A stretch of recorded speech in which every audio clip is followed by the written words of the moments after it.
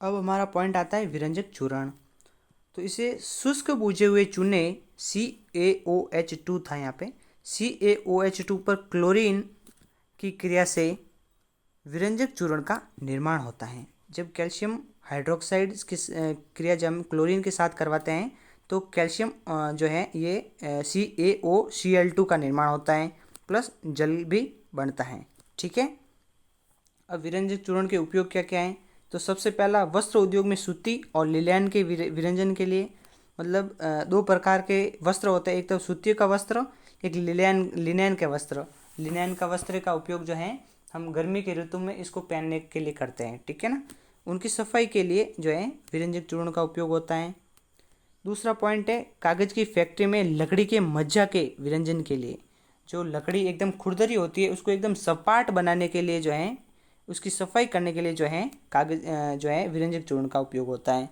तो तीसरा जो पॉइंट है वो है रासायनिक उद्योगों में उपचाय के रूप में उपयोग होता है। ठीक है। चौथा पॉइंट है, पीने वाले जल को जीवाणु से मुक्त करने के लिए इसका उपयोग होता है। जो हमारा पीने योग्य जल है उसमें यदि हम विरंजक चूर्ण मिलाएं तो उसमें जो भी जीवाणु होते हैं वो खत्म हो जाते हैं, नष्ट हो जाते हैं, मर जाते हैं। अब आता है बेकिंग सोडा। बेकिंग सोडा का निर्माण कैसे होता है? तो सोडियम क्लोराइड, जल, कार्बन डाइऑक्साइड और अमोनिया को जो क्रिया करवाएंगे तो अमोनियम क्लोराइड बनेगा प्लस सोडियम बाई कार्बोनेट बनेगा, जिसे हम क्या कहते हैं? Baking soda. यह एक दुर्बल असंक्षारक क्षार है। ठीक है। और खाना पकाते समय गर्म करने पर इसमें निम्न अभिक्रिया होती है।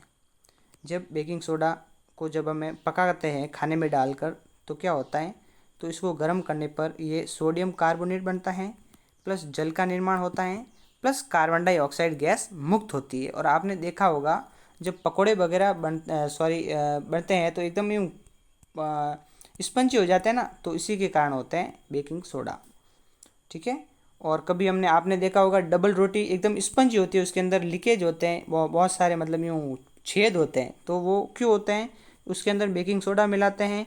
तो बेकिंग सोडा में जब CO2 निकलती है ना तो वहाँ पर खाली जगह बच जाती है, जिससे वो स्पंजी हो जाता है। ठीक है। इसका उपयोग क्या क्या है? तो बेकिंग पाउडर बनाने में बेकिंग सोडा से बेकिंग पाउडर भी बनता है। बेकिंग सोडा और टार्टरिक अम्ल मिलकर बेकिंग पाउडर का निर्माण करते हैं। ठीक है। इस अभिक्रिया से उत्पन्न CO2 के कारण पाव रोटी या केक में खमीर उड़ जाता है। इससे ये मुलायम एवं स्पंजी हो जाती है। खमीर उड़ जाता है मतलब एकदम फूल जाती है, स्पंजी हो जाती है। ठीक है। क्यों होती है? क्योंकि उसके से CO2 गैस रिलीज होती है। ठीक है। और यह एक एंटासिड भी है, मतलब एसिडिटी होने पर इसका उपयोग कर सकते हैं हम, बिल्कुल। चौथा पॉइंट है, इसका उपयोग सोडा अम्ल अग्निशामक में भी किया जाता है। अग्निशामक होता है मतलब आग को बुझाने के लिए। ठीक है।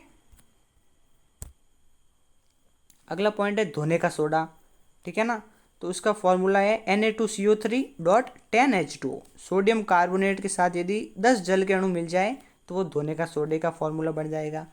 तो ये क्या कहता है फॉर्मूला? सोडियम कार्बोनेट के पुनः क्रिस्टलीकरण से धोने का सोडा प्राप्त होता है। यह एक क्षारकीय लवण है। ठीक है ना। तो सोडियम कार्बोनेट के पुनः क्रिस्टलीकरण से धोने का सोडा प्राप्त होता है और यह एक क्षारकीय लवण होगा। कैसा? क्षारकीय। जैसे Na2CO3 के साथ जब हम 10 जल के अणु मिलाते हैं तो सोडियम कार्बोनेट प्लस .10H2O बनता है। तो ये फॉर्मूला किसका है? धोने के सोडे का। ठीक है। तो इसके उपयोग क्या क्या देख लेते हैं। तो सबसे पहला इसका उपयोग है वो है, इसका उपयोग कांच, साबुन और कागज़ उद्योग में होता है। कहाँ पे? कांच बनाने में, साबुन में और कागज़ बनाने में जो है किसका उपयोग होता है? धोने के सोडे का। दूसरा पॉइंट है, इसका उपयोग बोरेक्स के उत्पादन में भी होता है। अब आप कहोगे बोरेक्स क्या है? तो बोरेक्स एक पाउडर टाइप होता है और उसका उपयोग जो है किसी अंग में सूजन वगैरह आ जाती है तो सूजन को सही करने के लिए जो है हम बोरेक्स का उपयोग करते हैं। ठीक है। तीसरा पॉइंट है, इसका उपयोग घरों में साफ सफाई के लिए भी होता है। घरों में जो कुछ साफ करना होता है उसके लिए भी धोने का सोडा उपयोग करते हैं हम। और चौथा पॉइंट है, जल की स्थायी कठोरता को हटाने के लिए भी किसका उपयोग होता है? धोने का सोडा। ठीक है। जल बहुत यदि कठोर हो जाता है तो इसकी जो कठोरता हटाने के लिए धोने का सोडे का उपयोग कर सकते हैं। ठीक है। अब आता है हमारा अगला point, plaster of Paris. Plaster जो हड्डी टूटने पर जो प्लास्टर किया जाता है ना, उसी प्लास्टर की बात हो रही है यहाँ पे। इसका जिप्सम को 373 केल्विन पर गर्म करने पर यह जल के अणुओं को त्याग कर कैल्शियम सल्फेट अर्धहाइड्रेट बनाता है, POP मतलब प्लास्टर ऑफ पेरिस। जब जिप्सम को जो है 373 केल्विन पर हम गर्म करते हैं तो जल के अणुओं को तो अलग कर देता है और कैल्शियम सल्फेट अर्धहाइड्रेट का निर्माण कर देता है, यही प्लास्टर ऑफ पेरिस। ठीक है ना। तो ये सफ़ेद चूर्ण है जो जल मिलाने पर पुनः जिप्सम बनकर कठोर ठोस पदार्थ करता है। जब आपने देखा होगा डॉक्टर के पास, यदि आप कभी हड्डी वगैरह टूटने पर जाते हो तो वो क्या करता है, एक पाउडर जो है, पाउडर को वो पानी में मिलाकर जो है आप पे प्लास्टर जो है उस पर पट्टी पे रगड़ देता है, जिससे कुछ देर बाद एकदम कठोर हो जाता है हड्डी के जैसे। तो वो क्या है, प्लास्टर ऑफ पेरिस। इसकी समीकरण क्या है, तो CaSO4 dot half H2O plus 1/1/2 H2O। ठीक है। और इसके निर्माण से CaSO4.2H2O का निर्माण होता है। यही जो है प्लास्टर ऑफ पेरिस का फॉर्मूला है।